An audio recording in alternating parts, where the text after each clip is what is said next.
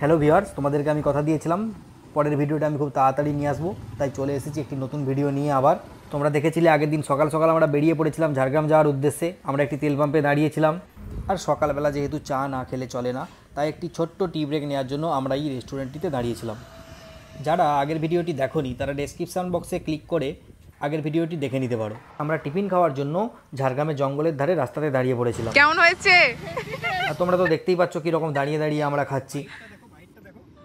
আর আমাদের সব খাবারই ছিল বাড়ি থেকে তৈরি করে আনা, কারণ ঝাড়গ্রামের দিকে ঘুরতে আসলে সহজে খাবারের দোকান খুঁজে পাওয়া খুবই মুশকিল। তো চলো আজকের ভিডিওটি শুরু করা যাক। চলো, যেহেতু আমাদের একদিনের ট্যুর, তাই আমরা জানি ঝাড়গ্রামে সব কিছু আমরা কমপ্লিট করতে পারবো না, তাই 3-4টে স্পট আমরা বেছে নিয়েছি যেগুলো আমরা দেখতে যাব। তো আমাদের প্রথম দর্শনীয় স্থান হচ্ছে ঝাড়গ্রাম রাজবাড়ি বা রাজ প্যালেস, যেটা দেখার জন্য আমরা প্রথম ওইদিকেই যাচ্ছি। আমরা ঝাড়গ্রাম শহরের মধ্যে ঢুকে পড়েছি। এতক্ষণ তোমরা রাস্তা ফাঁকা দেখছিলে, এখন দেখতে পাচ্ছ স্কুল এসে গেছে, গাড়ি চলছে, অনেক মানুষজন। তো আমাদের অজানা রাস্তাতে আমরা গুগল ম্যাপের ভরসাতেই যাচ্ছিলাম। তো মাঝে মধ্যে গুগল ম্যাপ আমাদের সাথে যেটা করে বা সবাইয়ের সাথে যেটা করে সেটাই হলো, আমাদেরকে রাজবাড়ির রাস্তা অন্যদিকে দেখিয়ে দিল। শেষমেশ পথের লোকজনদেরকে জিজ্ঞাসা করতে হলো রাজবাড়ি কোন দিকে। তখন আমরা গাড়ি ব্যাক করে নিয়ে এসে এই রাস্তা দিয়ে আবার ঢুকলাম। রাস্তায় একটা সাইনবোর্ড ছিল রাজবাড়ির, কিন্তু আমরা গুগল ম্যাপের ভরসায় ওই সাইনবোর্ডের তোয়াক্কা না করে আমরা ওই পথেই চলে গেছিলাম। তো যাই হোক, আমরা এই পথ দিয়ে এখন যাচ্ছি, গ্রামের ভিতরের পথ। এখান দিয়ে সামনে 200 মিটার চলে গেলেই ঝাড়গ্রাম রাজবাড়ি। ওই দেখো বাঁ দিকে দেখা যাচ্ছে ঝাড়গ্রাম রাজবাড়ি লেখা আছে। এই রাজবাড়ির এরিয়া এখান থেকেই শুরু হয়ে গেছে।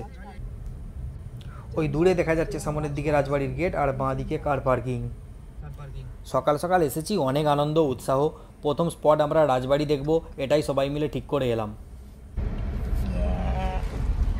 কেমন লাগছে? এসে গেছি আমরা ঝাড়গ্রাম রাজবাড়ির সামনে। আমাদের গাড়ি পার্কিং চলছে, সায়ন পার্কিং করছে।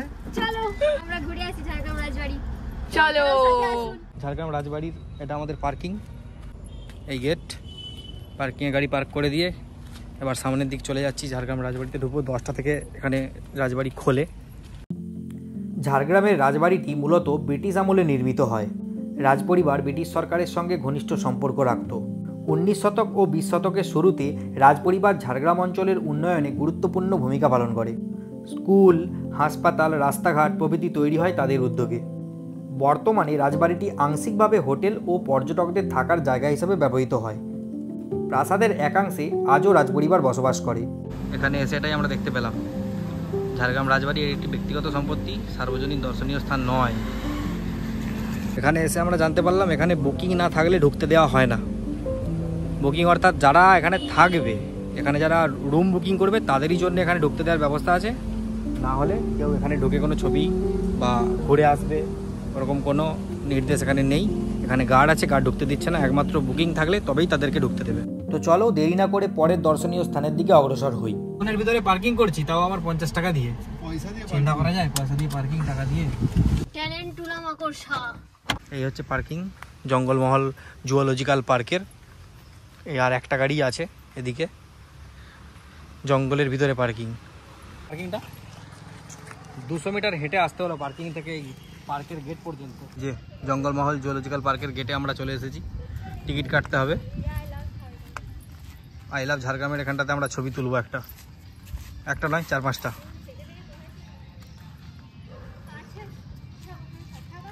যে টিকিট কাটতে চলে এসেছি, এখানে টিকিটের রেট চার্ট দেওয়া আছে। অ্যাডাল্ট এবং অ্যাবভ 12 ইয়ার্স হলে 25, আর 3 ইয়ার্স টু 12 ইয়ার্স 10। টিকিট কেটে নিচ্ছে আমাদের। লোক একদম নেই বললেই চলে, এখানে ভিতরটা পুরোই ফাঁকা। বাহ, দারুণ।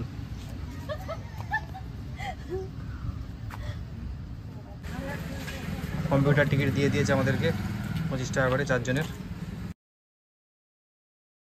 ঝাড়গ্রাম পশ্চিমবঙ্গের পশ্চিম প্রান্তে অবস্থিত এক অরণ্য নগরী। শাল, সেগুন আর মহুয়ার বনে ঘেরা এই ভূমি শতাব্দীর পর শতাব্দী ধরে বন্যপ্রাণীর আশ্রয়স্থল। একসময় এই জঙ্গলেই ঘুরে বেড়াতো হাতি, বাঘ আর চিতা। আজও সেই ঐতিহ্য বাঁচিয়ে রেখেছে ঝাড়গ্রাম জঙ্গলমহল জুওলজিক্যাল পার্ক। প্রায় 4 দশক আগে ঝাড়গ্রাম রাজপরিবারের জমির একাংশে শুরু হয় একটি ছোট্ট হরিণ উদ্যান। ধীরে ধীরে সরকারি উদ্যোগে সেটাই আজ রূপ নিয়েছে একটি পূর্ণাঙ্গ জুওলজিক্যাল পার্কে। আজকের দিনে ঝাড়গ্রাম জঙ্গলমহল জু হলো দক্ষিণ পশ্চিমবঙ্গের অন্যতম জনপ্রিয় চিড়িয়াখানা। ঝাড়গ্রামের এই চিড়িয়াখানায় আছে রয়্যাল বেঙ্গল টাইগার আর চিতা, অরণ্যের আসল রাজারা। চিতল আর সম্বর হরিণের পাল ছুটে বেড়ায় সবুজ ঘাসের মাঠে। পাখিরাজ ময়ূর মেলে ধরে তার নীল পালক। কুমির, সাপ আর বানরের ভুবন যেন প্রকৃতির এক জীবন্ত জাদুঘর। প্রতিদিন শত শত দর্শনার্থী আসেন এখানে। বিশেষ করে ছাত্রছাত্রীদের কাছে এটি এক অনন্য শিক্ষাকেন্দ্র। প্রকৃতি ও বন্যপ্রাণী সংরক্ষণের গুরুত্ব বোঝাতে এখানে আয়োজন করা হয় নানা প্রদর্শনী ও সচেতনতা শিবির।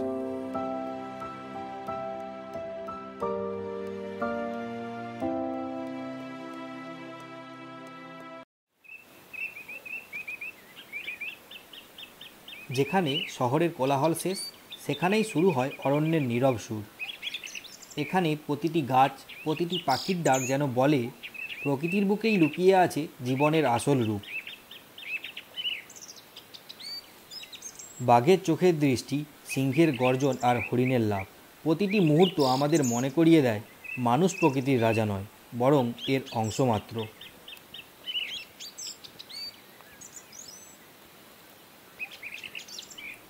শিশুরা যখন প্রথমবার বাঘ দেখে চমকে ওঠে বা ময়ূরের নাচ দেখে হাততালি দেয়, তখন তারা শুধু আনন্দই পায় না, শেখে সংরক্ষণের গুরুত্বও। ভবিষ্যতের পৃথিবী তাদের হাতেই, আর প্রকৃতিকে রক্ষা করার দায়িত্বও।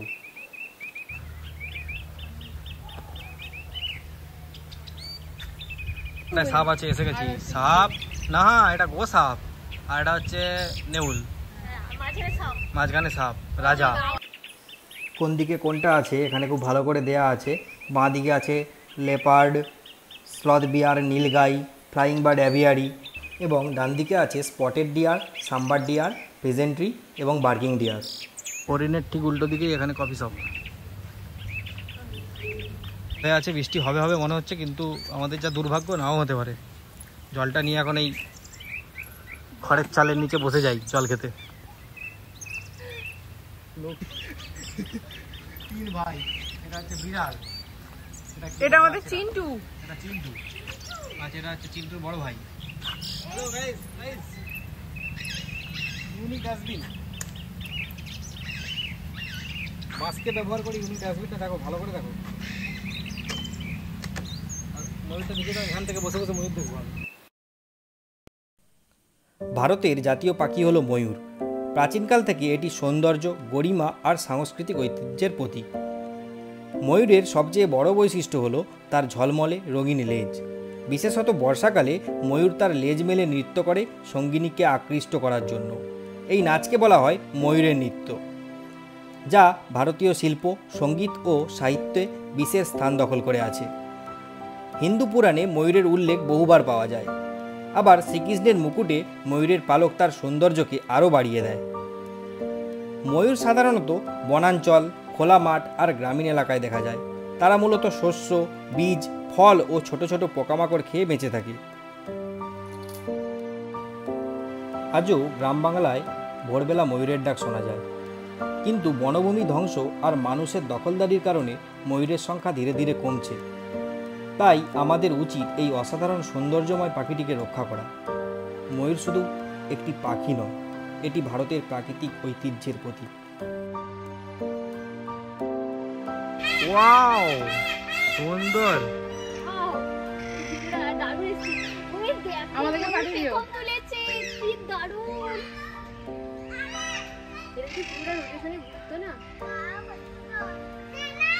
এই তো এবারে ঘুরেছে আবার।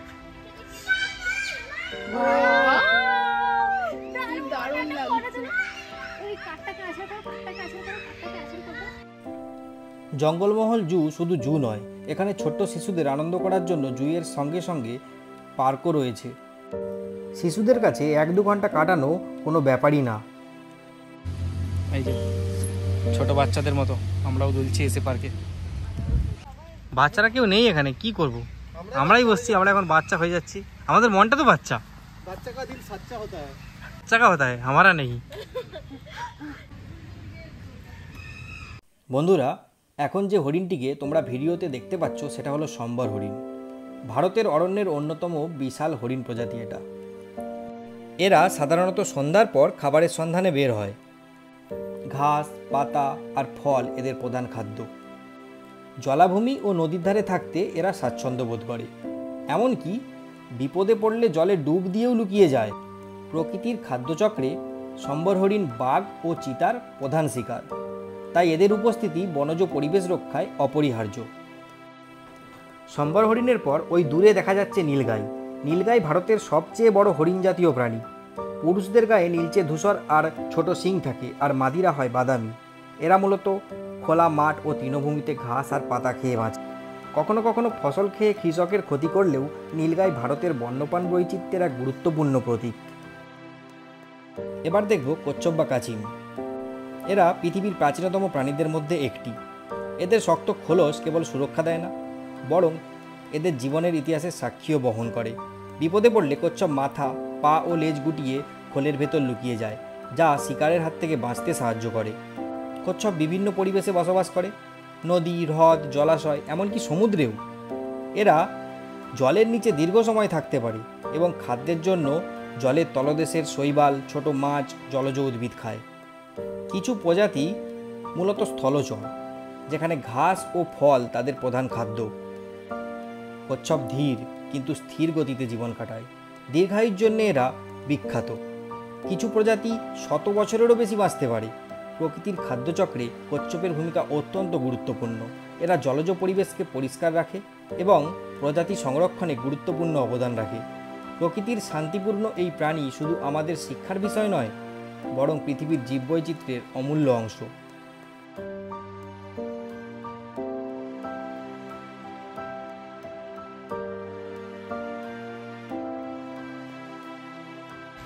এতক্ষণ থেকে সকাল থেকে আমাদের একটাই শখ, বৃষ্টি আসবে বৃষ্টি আসবে। এসে গেছে বৃষ্টি। এখানে কোথায় এসেছি দেখো, সবুজ ইগুয়ানা, গ্রিন ইগুয়ানা দেখতে চলে এসেছি। এই যে গ্রিন ইগুয়ানা, কিন্তু এখন অন্য রং ধারণ করে বসে আছে। ওয়াও, এরকম প্রাণী চোখের সামনে প্রথম দেখলাম। মাথা নাড়ছে গো, বলছে হ্যাঁ হ্যাঁ হ্যাঁ, আমি অন্য রং ধারণ করেছি। পুরো পার্কের ম্যাপটা এখানে দেওয়া আছে, পজ করে দেখে নাও।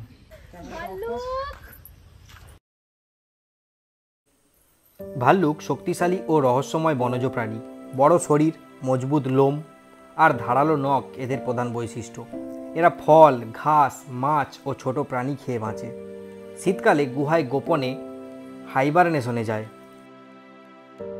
ভাল্লুক শুধু শিকারী নয়, বনজ পরিবেশের ভারসাম্য রক্ষায় এদের ভূমিকা অপরিসীম।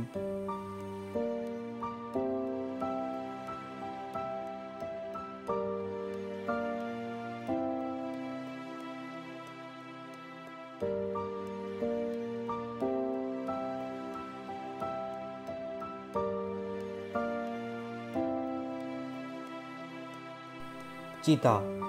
চিতা বিশ্বের সবচেয়ে দ্রুতগামী স্থলচর প্রাণী। লম্বা পা, হালকা দেহ এবং দাগযুক্ত লোম এদের প্রধান বৈশিষ্ট্য। এরা দিনের বেলায় শিকার করে, প্রধানত ছোট হরিণ ও খরগোশ। প্রজাতি সংরক্ষণ ছাড়া চিতার বন্যজীবন বিপন্ন, তাই এদের উপস্থিতি বনজ পরিবেশের জন্য খুবই গুরুত্বপূর্ণ।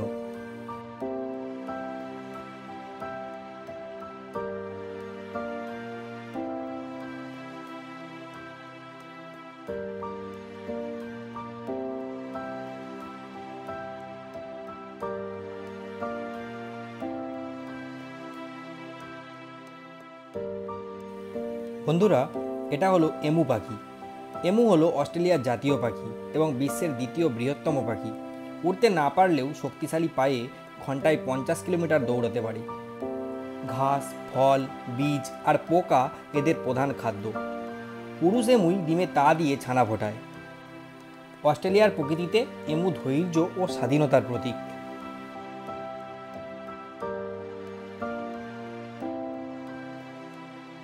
প্রিয় বন্যপ্রাণীদের মধ্যে একটি হলো হায়না। এখানে আছে দুটি স্ট্রাইপড হায়না।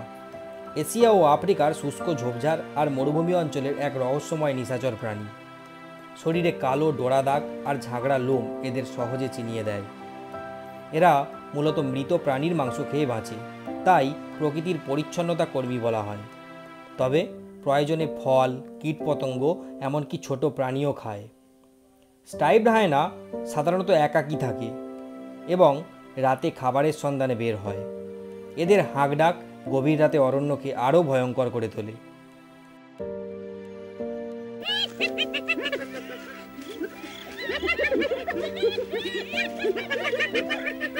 প্রকৃতির ভারসাম্যে এদের ভূমিকা অপরিসীম।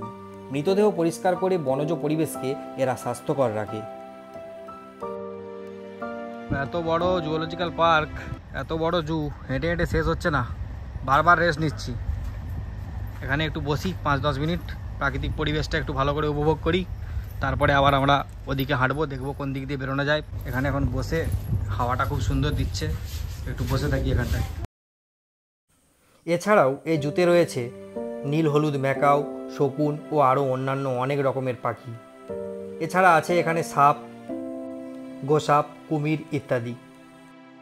অনেক বিস্তৃত এই চিড়িয়াখানা, একটা ভিডিওতে পুরোটা দেখানো কোনোভাবেই সম্ভব নয়, তাই সংক্ষিপ্ত আকারে দেখিয়ে ভিডিওটি সমাপ্ত করব।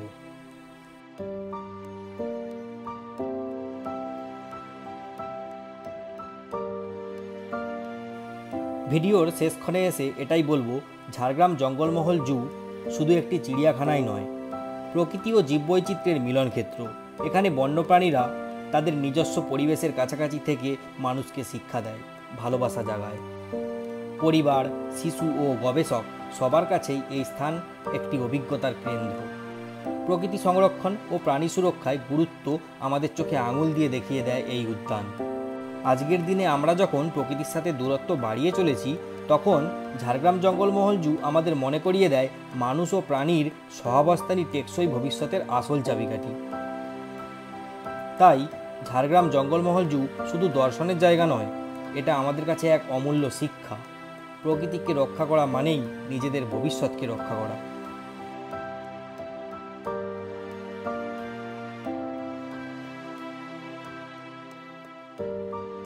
বন্ধুরা, পরের ভিডিওতে ঝাড়গ্রামের কনকদুর্গা মন্দির ও চিল্কিগড়ের রাজবাড়ি নিয়ে ফিরে আসব।